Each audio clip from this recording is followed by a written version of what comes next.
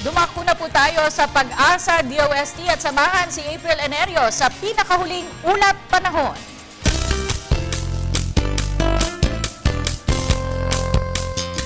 Salamat, Miss Cathy. Sa ating balita, wala pa rin monitor na weather disturbance tulad ng low pressure area o bagyo sa loob ng ating area of responsibility. Ganun pa man, maulap ang kondisyon ng mga kalangitan dito sa southern half part ng Pilipinas tulad na nakikita natin dito sa ating MTSAT imagery. No? Yan po ay dahil sa epekto ng Intertropical Convergence Zone. Kaya sa lagay ng panahon ngayon hanggang bukas, ang Palawan, Bicol Region, Eastern at Western Visayas pati ang Mindanao ay makaranas ng maulap na kalangitan. Asahan ang light to moderate rain sa thunderstorms, habang dito naman sa Metro Manila at natitirang bahagi naman sa ay makaranas ng bahagyang maulap hanggang sa maulap na kalangitan na may pulupulong pagulan o pagkidlat pagkulog lalo na dito sa may western section. Ayon kay Pag-asa weather forecaster Joey Figuracion, fair weather naman ang nararanasan dyan sa may hilagang Luzon dahil sa presensya ng ridge ng high pressure area.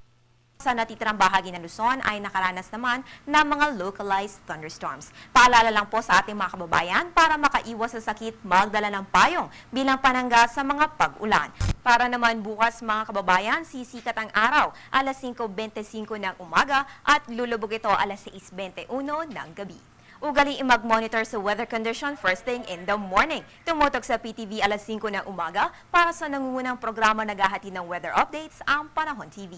At para naman lagi ka-updated oras-oras sa panahon, follow us on Twitter, like us on Facebook at bisitahin ang aming website. At yan ang latest mula dito sa Pag-asa DOST. Para sa Telebisyon ng Bayan, April and Larry.